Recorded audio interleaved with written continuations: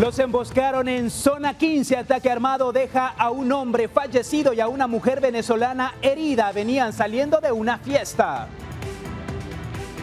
2 albañiles son condenados a 50 años de prisión por haber violado a un menor que trabajaba con ellos. Su víctima murió en el hospital. Habilitan paso en el lugar del hundimiento de la ruta al Pacífico. Las autoridades explican cómo funciona el único carril que se ha habilitado. Hicimos el recorrido desde la capital hasta Escuintla para probar el paso en la ruta. Hemos constatado una considerable reducción en el tiempo del trayecto. Mucha precaución si usted transita con el letrero de placas en trámite. Autoridades hablan sobre las sanciones que podría enfrentar.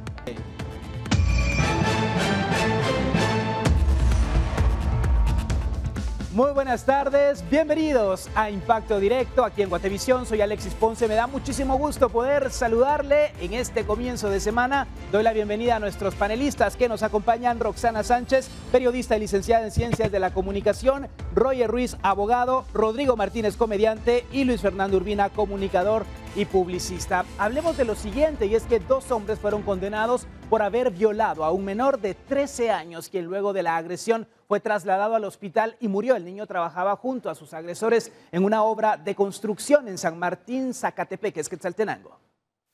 Winder Frank Pérez Romero, de 13 años, soñaba con ser jugador de fútbol, pero sus esperanzas fueron aplastadas luego de haber sido víctima de una violación que provocó su muerte. El menor trabajaba en una obra de construcción como ayudante de albañil para ayudar económicamente en su hogar, pero no imaginaba que todo cambiaría el 9 de enero, cuando 2 de sus compañeros abusaron de él en una de las habitaciones que estaban construyendo. El acto violento al que fue sometido provocó serios daños a su salud y requirió atención médica, por lo que sus familiares lo llevaron al centro de salud de la localidad. Sin embargo, su situación se complicó y lo trasladaron al Hospital Regional de Occidente el 21 de enero, donde lamentablemente falleció. Arnoldo Itzep Méndez, de 31 años, conocido como El Nolo, y Jorge Robelio González Taracena, de 24, conocido como El Choc, fueron condenados este día por los actos de violación en su contra. Sí, efectivamente, el día de hoy se dictó una sentencia de carácter condenatoria a 2 personas por el delito de violación con agravación de la pena con circunstancias especiales de agravación. A uno de los acusados se condenó a 87 años de prisión y al otro a 58 años. El Ministerio Público señaló a los condenados por la muerte del menor. Sin embargo, el juez Werner Sack indicó que solo se les podía condenar por violación y la muerte del menor podría ser un caso de negligencia médica. Sí, efectivamente, dentro de la resolución del honorable juzgador, pues él indica de que sí es únicamente por la violación que se conoció a los 2 acusados el día de hoy. Sin embargo, pues, también se certifica lo conducente al Hospital Regional, al Ministerio Público, para que Hospital Regional de Occidente también sea investigado, porque pudo haber habido una mala práctica. Se consultó al equipo de comunicación del nosocomio por este caso. Sin embargo, al cierre de esta nota no se habían pronunciado. Para Impacto Directo, Lucero Zapalú. Qué terrible, un niño de 13 años, víctima de estos seres humanos, si se les puede llamar así, personas que no tienen ningún tipo de sentimiento, que solamente provocan daño en un menor de edad que lo único que quería era trabajar para poder llevar el sustento a su familia. Y así hay muchos casos hoy, Rodrigo, de menores de edad que lamentablemente son vulnerados en los lugares a donde llegan. Sí, triste. La verdad que esto se esté dando en nuestro país, se vuelve a repetir casos. Me recuerdo hace unos años, no tengo el dato exacto, de aquel niño que pues abusaron de él poniéndole una manguera con aire y pues prácticamente lo explotaron. Entonces los tipos de abusos se siguen dando. Donde me enfoco es en estas penas que se están poniendo a los culpables, que bueno, porque esto es un precedente para aquellos que todavía sienten que la ley no los va a alcanzar. En algún momento les va a pasar, y más un abuso hacia un menor, que claro, eso es lo peor de Hanny que puede Algo haber. inhumano también, Luis Fernando, el aprovechar no solamente la madurez, la fuerza, el tamaño para provocar ese daño en un menor, en este niño de 13 años. Algo que es importante es que entendamos que los patrones de abuso siempre son iguales. Una persona con mayor autoridad, con mayor poder, que tiene la capacidad de someter a otro. Este tipo de comportamiento del cual vemos que estas personas que son los victimarios se le llama un trastorno sociópata o un trastorno antisocial de personalidad. Esto sucede cuando las personas no solamente también han sido víctimas de abusos, sino que no deciden romper el círculo del abuso, sino que deciden replicarlo. Obviamente vemos que ellos muy probablemente también fueron víctimas y hoy se convirtieron en victimarios. Lamentable, normalmente cuando uno es adolescente y busca trabajo, es porque sabe que en su casa no le pueden dar lo que uno quiere y uno está dispuesto a ganárselo con un esfuerzo propio. Es una actitud muy responsable de este jovencito que mostró madurez al asumir ese rol como ser parte de los proveedores de su hogar, y es lamentable que no solamente le quitaron ese aporte que podría dar a su familia, sino que termina en la muerte del niño. Es un caso muy triste y que espero que a las demás personas que actúen igual con este problema de sociopatía, que sean iguales agresores, les pueda caer la ley y que puedan ser condenados con la severidad que sus delitos les merecen. Es lo único que se espera, porque obviamente la familia dolida por lo que ha ocurrido saben que una condena no va a regresarles a su hijo de 13 años, pero vemos acá un comportamiento, decía Luis Fernando, posiblemente también ellos fueron víctimas y no se logró romper ese círculo, pero ¿justifica esto si fuese ese el caso, Roxana? No, mira, cualquier persona sabe que hacer ese tipo de crimen, porque eso fue lo que hicieron estas dos personas, es condenable. Es condenable. Nadie aquí puede decir, yo no sabía que violar a un niño no era un crimen. Claro que era un crimen. Y para mí la condena se quedó corta. Jesús, cuando habló de los niños, dijo que a cualquiera que abusara a alguno de sus pequeños, mejor se amarrara una piedra de molino y se lanzara al fondo del mar. Para mí la condena fue muy corta, y cualquier persona que abuse de un niño se merece todo el peso de la ley, y solo me enoja, me indigna, porque no hay respeto hacia los niños. Claro, genera un repudio. Es un repudio, una indignación. La condena, Roger, es lo máximo, 50 años lo que se establece, no se puede más. Sí, hemos visto condenas, Alexis, que van hasta de 800 años, por ejemplo, en algunos casos muy especiales, pero al final sabemos de que no... Solo es la cifra exorbitante. Ajá, pero 50 años, no, de eso no pasa, ¿verdad? Al final de cuentas también un ser humano, por la edad y 50 años, creo que ya no le alcanza el tiempo para cumplir la condena.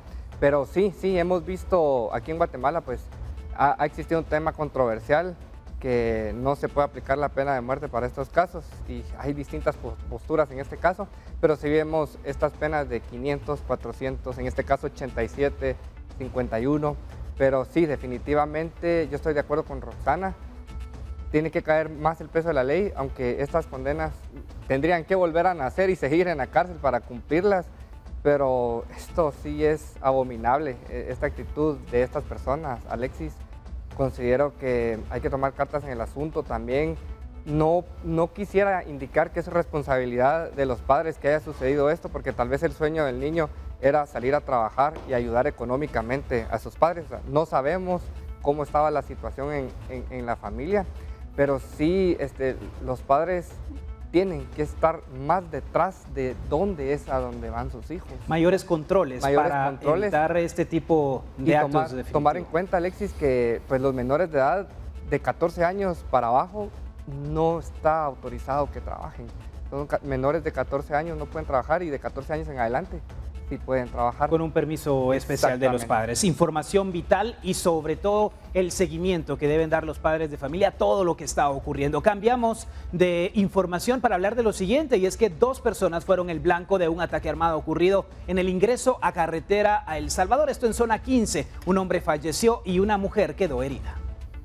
Eran las 5 de la mañana con 30 minutos cuando los disparos irrumpieron la movilidad en el kilómetro 8.5 de carretera El Salvador. Todo se trataba de un ataque hacia los ocupantes de una camioneta en la que se movilizaba un hombre guatemalteco y una ciudadana venezolana. Los disparos fueron certeros. Ante los llamados de auxilio, bomberos municipales llegaron al lugar. Hallaron a Fernanda Gutiérrez, de 30 años, con una herida en la pelvis, por lo que fue estabilizada y trasladada a un hospital.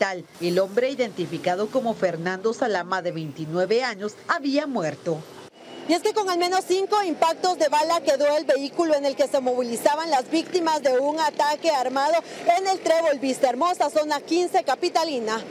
Fiscales del Ministerio Público procesaron la escena del crimen para iniciar con las investigaciones del caso, razón por la que inicialmente cerraron la ruta por completo. Había pasado 1 hora aproximadamente cuando los peritos recogieron indicios en el carril derecho, lugar desde donde los sicarios empezaron a dispararle a sus víctimas. La ruta quedó liberada parcialmente mientras continuaban con las diligencias. Después de hacer las investigaciones preliminares, autoridades del Ministerio de Gobernación informaron que el fallecido contaba con antecedentes por homicidio en grado de tentativa, mientras que la mujer herida se mostraba estable. Durante la diligencia, peritos solicitaron la presencia de antinarcóticos, ya que se tenían indicios de posibles ilícitos. Después de la verificación de un agente K9, se determinó que no había estupefacientes en el mismo. Se conoció que el atentado surgió después de que las víctimas salieran de una fiesta en zona 10, por lo que durante su trayecto a Santa Catarina Pinula fueron interceptados por los sicarios. Se prevé que autoridades utilicen los indicios y las grabaciones de cámaras de vigilancia para identificar a los responsables. Con imágenes de Byron Baiza para Impacto Directo, Rosemary Ávila.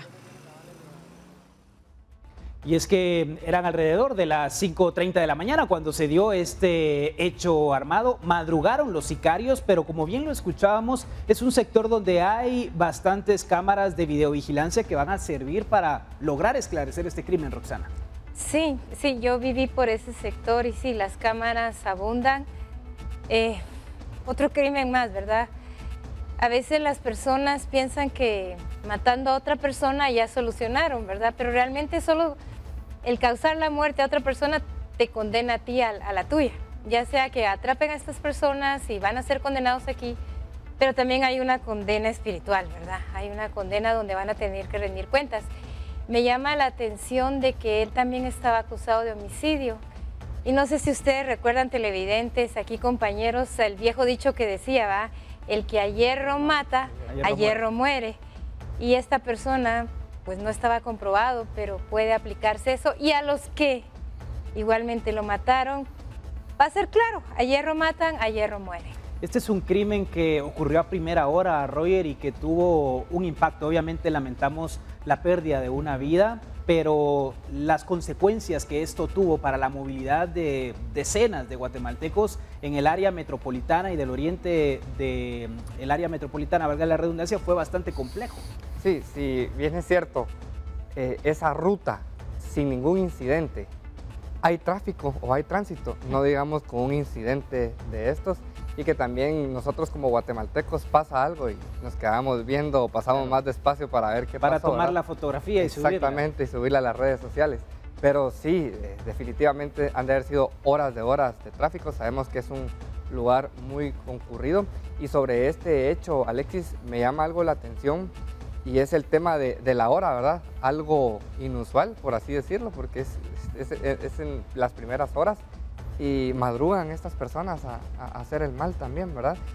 Independientemente de lo que él haya hecho o qué sé yo, pero sí sería buenísimo darles un seguimiento a las personas que hicieron esto a través de un circuito de cámaras que imagino que hay en el sector y también el resultado de balística, que pues nunca lo escuchamos o nunca hay nada certero sobre ese tema. Claro, es información vital, pero otro aspecto acá a resaltar es el testimonio del acompañante, la mujer de nacionalidad venezolana, porque los primeros datos que se tienen es que estaban saliendo de una fiesta en Zona 10, no se sabe si de una residencia o de alguna discoteca, es la información preliminar que se tiene de conocimiento, Rodrigo. Sí, podemos suponer una serie de cosas que pudieron haber pasado previo a qué pasó antes de eso, podemos suponer una cantidad de cosas, pero a mí esta escena me hace viajar allá a finales de los 90, principios de los 2000, donde constantemente, si no es que era diario, veíamos estas escenas en los medios de comunicación, de sicarios, disparos, gente asesinada en vehículos. Pues realmente ¿será que estamos volviendo a ese tiempo? Hoy lo hablábamos hace un par de semanas también sobre el acceso a las armas.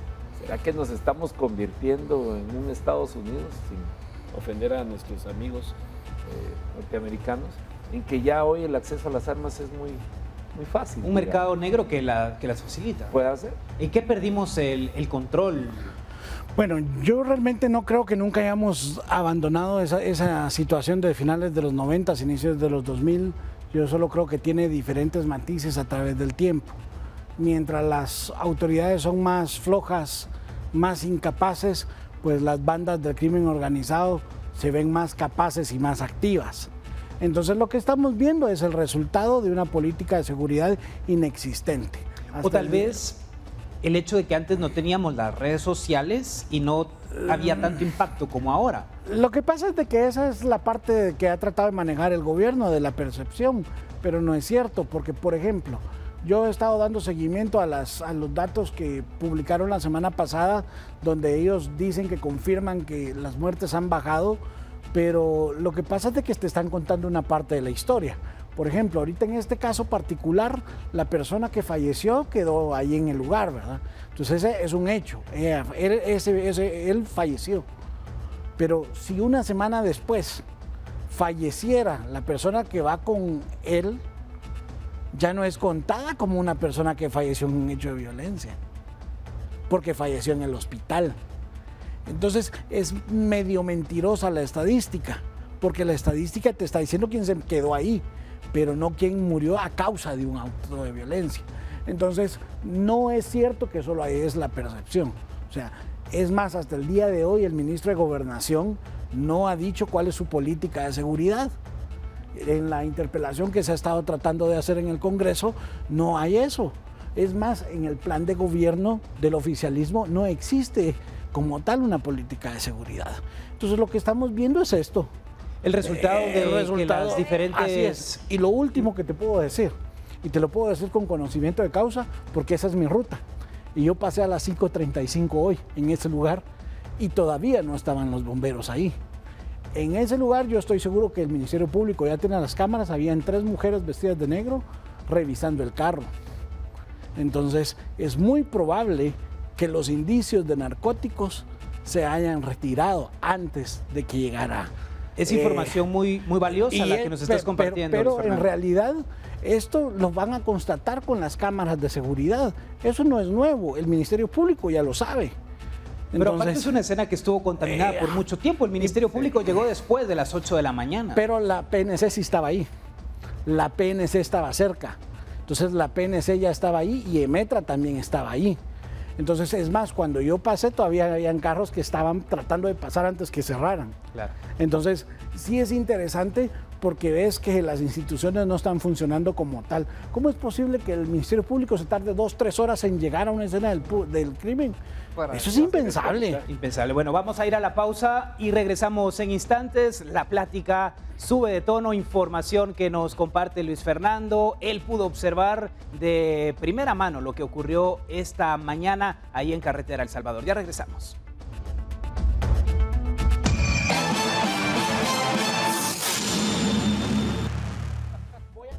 Y 24 horas han transcurrido desde que se habilitó el paso sobre el hundimiento de la autopista Palín-Escuintla. Sin embargo, por ahora solo pueden pasar los vehículos livianos. 2 meses. 2 meses. Podrían tardarse en completar los trabajos.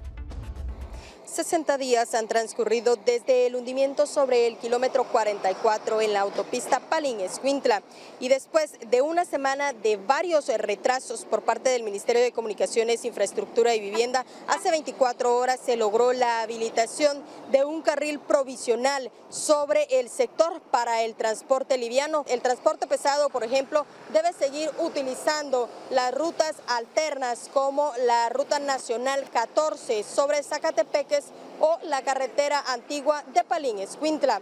Hemos realizado el recorrido saliendo desde el centro histórico en la zona 1 de la ciudad de Guatemala y hasta el kilómetro 55. Nos ha tomado aproximadamente 1 hora con 25 minutos. La están alternando aproximadamente cada 20 minutos, así evitando congestionamiento. ¿Qué medidas se van a tomar o a cuánto también se puede circular por el sector? En el lugar tenemos radares de velocidad, los cuales están encargados de leer las lecturas de velocidad en la cual conducen los vehículos, ya que por el lugar se está recomendando que no circulen a más de 10 kilómetros por hora. El transporte pesado sigue utilizando la carretera antigua hacia Palín-Escuintla y también aseguran que el tiempo se ha disminuido para ellos significativamente al atravesar dicho tramo. Solo hice colita para pasar directamente el centro de Palín. Ya una vez abandoné Palín y ya me vine directo. Hasta ahorita aquí, que es la colita para pasar lo que son los semáforos de Escuintla. Ahora me imagino que para allá nos vamos. Entonces está bastante fluido. A comparación de antes, que yo me hacía hasta 7 horas para poder cruzar este tramo. El día de hoy, gracias a Dios, está libre de todo lo que es de Amatitlán hasta llegar a Palín. En cambio, en Palín el tráfico es, más que todo es por lo de Metra, ¿va usted? Yo llevo 2 horas. ¿Cómo ha visto la movilización? Más fluido que otras veces. ¿Cuánto se estaba haciendo? Hasta 6, 7 horas. Por ahora es incierto cuándo estará habilitado el paso por completo. El Ministerio de Comunicaciones estima que de 40 a 50 días demoraría la reparación total de los otros carriles. Y aunque se ha señalado que el paso provisional estará habilitado las 24 horas, todo dependerá del clima, ya que las laderas del relleno han sido protegidas con nylon, pero esto no garantiza que no habrá erosión por la lluvia. De 2 carriles ofrecidos, el CIP solo logró habilitar 1. Con imágenes de Oscar Vázquez y Walter Velázquez, reportó Andrea Domínguez. Hay que seguir esperando y honestamente estos medidores de velocidad van a funcionar, van a estar las 24 horas del día controlando que las personas respeten los límites establecidos. Por favor, Rodrigo, esperamos 60 días y vamos a seguir esperando y ya dijeron que si llueve o hay neblina, se cierra el paso. Me voy a escuchar un poco quisquilloso. Es que no es carretera El Salvador, si no, ya estuviera arreglado. Bueno, perdón. Disculpe, no, yo realmente pienso que la razón por la que ellos han estado tratando, primero quisieron meter el estado de calamidad para poder repararla. Y en el lugar de meterla solo para el departamento de Escuintla, el estado de calamidad, lo metieron para todo el país. Hasta incluía prohibir la libre expresión y el derecho de reunión, que era un copy-paste de uno de los estados de calamidad del gobierno anterior. Número 1, querían más plata. Número 2, el financiamiento. Número 3, después una investigación periodística descubre que no se ha terminado el proceso de entrega de la autopista. Entonces ya tenía un asidero legal para decir no podemos gastar plata ahí porque no lo hemos recibido. Entonces este ha sido un dime que te diré que al único que ha afectado es al ciudadano, el guatemalteco. Porque como bien lo dijeron, el transporte pesado no puede pasar ahí. Y la razón principal de esa vía es el transporte pesado, porque ahí está el puerto, uno de los puertos de carga. Y la conexión a la frontera con México. Y ¿saben qué es lo peor? Que sí, la RN14 se está destruyendo y va a quedar destruida y luego vamos a tener otro problema porque se tapa un agujero y se abre otro, Roxana. Sí, mira, al ministro yo le quiero recordar un proverbio que dice que no hagas promesas a la ligera.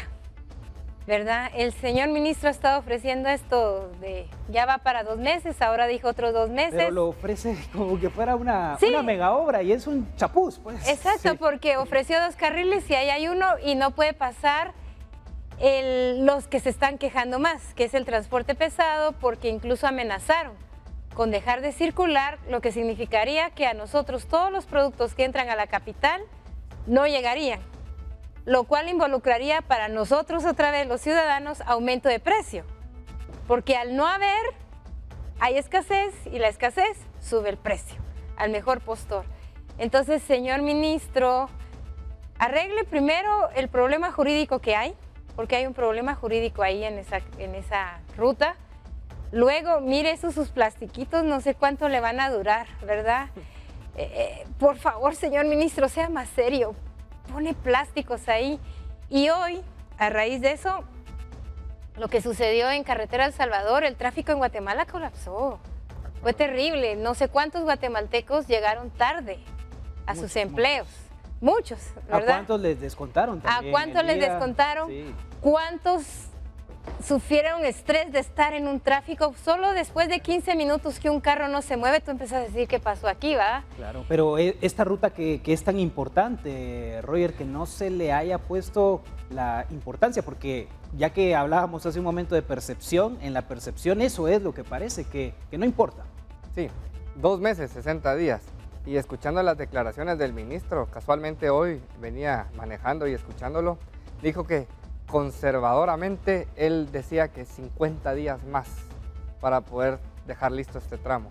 Esos 50 días van a ser más, definitivamente, con esa palabra de conservador. Y si llueve, exactamente, exactamente. E indicaba que no es que este tramo no tenga la capacidad del transporte pesado, pero prefieren evitar para que no sucedan tragedias.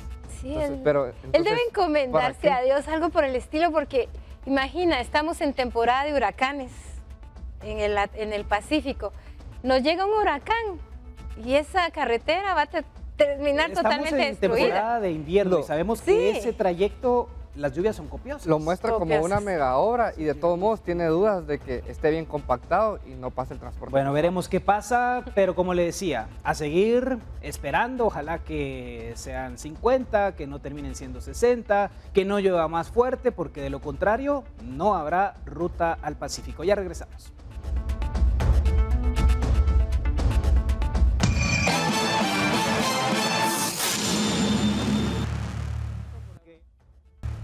Seguramente en algún momento usted se ha topado en el tránsito con una motocicleta que en lugar de la matrícula porta un letrero que dice placas en trámite. Según los conductores de este tipo de vehículos, esto se debe a los atrasos en la entrega de esos distintivos. Sin embargo, las autoridades alertan que esta práctica constituye una falta que incluso podría llevar a la consignación del vehículo.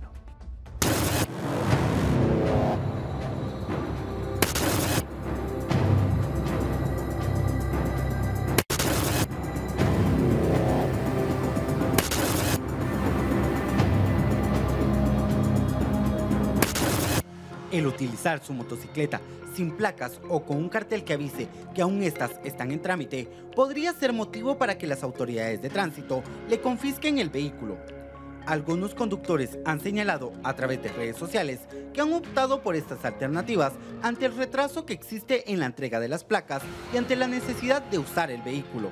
Las autoridades de tránsito de la PNC señalan que en el reglamento de tránsito no se reconocen estas otras opciones que no sean las placas de circulación. En caso sean sorprendidos con su cartel de placas en trámite, serán multados o se les consignará el vehículo.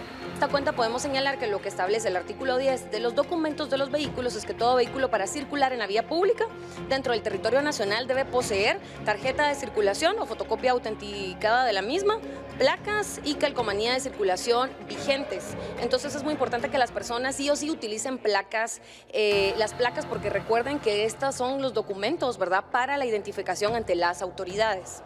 Pero, ¿por qué existen retrasos en la entrega de las placas? Las autoridades de la Superintendencia Tributaria señalan que la demora no corresponde a la entidad, sino más bien a las agencias que venden las motocicletas, quienes son los que tienen que gestionar estos trámites. ¿Cuáles son posiblemente los atrasos una vez ingresado el expediente? Es básicamente que las marcas no realizan los pagos correspondientes de forma inmediata. Eso conlleva un tiempo más, sin embargo no nos estamos tardando ni una semana para poder asignarles placas. Autoridades tributarias explican que la tramitación de placas se hacen en un día. Las agencias que venden las motocicletas pueden retrasarse porque tienen omisos o pendientes por pagar. En la agencia virtual de la SAT se puede consultar el trámite de la primera placa, donde los conductores pueden ver el procedimiento y si estos no se encuentran dentro de la gestión, pueden exigir a su agencia para que puedan realizar el procedimiento o bien escribir a través del correo AyudaSAT para que puedan darle seguimiento. Con imágenes de Carlos Ochoa, reportó para Impacto Directo, Esdras Las. Pero acá también lo que hay que resaltar es que no existe un control para quienes venden en nuestro país las motocicletas. Han permitido que entreguen este tipo de vehículos sin los controles o los requisitos necesarios. Si usted compra un vehículo, no se lo van a entregar sin placas. Un vehículo de 4 ruedas, pero en las motocicletas sí. Así que aquí deben verificar también a esas empresas que venden las motocicletas como que se tratara de chicles. Sí. Exacto, y aquí es para los dos, ¿verdad? La empresa tiene que, sí, nadie te da un vehículo sin placas, ¿verdad? Y luego, mira, yo sí estoy de acuerdo con esto porque siempre nos hemos quejado cuántos asaltos han habido a través de motocicletas, etcétera. Entonces, que haya un mejor control, estoy 100% de acuerdo, ¿verdad? Y sé que uno con mucha ilusión compra su vehículo, especialmente con el transporte público pésimo, que aquí repetimos constantemente que tenemos. ¿Quién no quiere comprar su moto y moverse mejor para su trabajo, para donde sea? Pero aquí a los motoristas, la palabra prudencia. La palabra prudencia viene del latín pro, que significa antes, y densha, que significa visión. Y la idea es que uno se imagine lo que podría pasar si yo hago algo que me va a pasar. En este caso, sean prudentes e imagínense que van en su moto muy felices, los paran y se las van a quitar. Y se las pueden quitar, Roger, ¿es así? ¿La ley contempla eso? Sí, la ley de tránsito sí establece que se pueden hacer merecedores de una multa de 500 quetzales más la consignación retención o consignación del vehículo. Entonces sí está en ley para todos aquellos que salen sin placa, contemplen de que les puede pasar esto. Yo también les quiero contar una historia. Hace como 4 años compré una moto para ponerla a trabajar en un negocio propio y también me pasó ese impasse y me desesperé porque quería poner a trabajar la moto y la empresa le echa la culpa a la SAT y uno averigua y la SAT dice que la empresa no traslada los documentos como debe de ser. Entonces, ¿quién es, verdad? ¿Por qué existe ese atraso? Pero siempre quedas incógnito. Yo puedo decirte que las empresas serias no le echan la culpa a la SAT. Esto pasa con las empresas que están vendiendo las motocicletas como que se tratara de chicles y ponen en riesgo a los demás ciudadanos. Definitivamente, yo creo que la restricción está más que clara. Yo puedo imprimir un papel que diga placas en trámite, se las pongo a cualquier vehículo y no debería haber problemas si la condición va así, pero el ojo tiene que estar puesto sobre las empresas o incluso intermediarios que te venden motos. Y de ahí surge una serie de problemas, no solamente las placas, que hoy le venden motos a quien llegue con el dinero o que se endeude para poderla comprar. No hay una prueba de manejo, no hay gente que ni siquiera bicicleta sabe manejar y se atreve a comprar una moto. No, y maneja bueno, una moto aquí es algo bien importante. El ciudadano guatemalteco es libre de comprar el tipo de vehículo que tenga.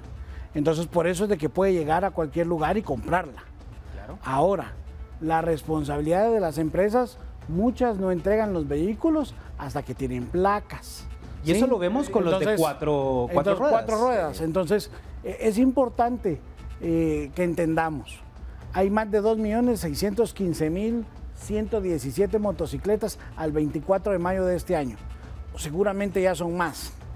Ya pasó el bono, ya pasó la liquidación de ofertas del bono. Entonces, seguramente hay más motos en circulación, más 200.000 más.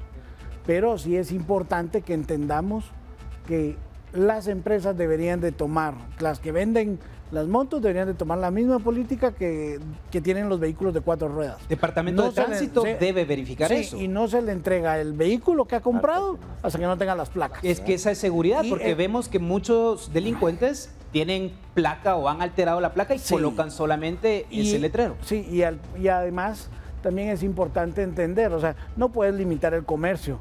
Sabemos que no tenemos un sistema de transporte de calidad y esto viene de 30 años, o sea, no es nuevo. Entonces lo vemos que ha sido un problema que va creciendo y que va a seguir creciendo y no quiero ver cómo vamos a estar en 10 años si no se hace un proyecto de desarrollo de transporte público y privado integral. Pero esto solo va para peor si seguimos en la misma línea. No, y es que decir que el problema del transporte no es algo nuevo, esa es la justificación que se agarran todos. No es nuevo, no es nuevo, no es nuevo. Y no es nuevo, lo dijeron hace 20 años, hace 15 y lo siguen diciendo ahora. El punto es que deje de ser nuevo porque realmente van a resolver el problema. ¿Verdad? Es que es molesto. El guatemalteco solo quiere moverse. Y quiere tener un transporte digno y está dispuesto a pagar más. Lo hemos visto ahora con el incremento en el transporte, 5 o 10 quetzales, lo que están pagando también con el servicio que no cuenta con la autorización para estar circulando en las diferentes calles. Así que ojalá que no tengamos que seguir esperando por el transporte digno como esperamos en muchas otras cosas más. Ya volvemos. ¿Dónde se va a procesar eso? ¿Quién lo va a pagar? Este acuerdo está demasiado escueto. Y muchos de los desafíos ambientales tienen que ver con que privatizamos los beneficios de las cosas, pero los costos los socializamos, se los tiramos a toda la sociedad, principalmente se lo tiramos al ambiente. Está bien porque la gente todo lo anda tirando, se tapan los desagües.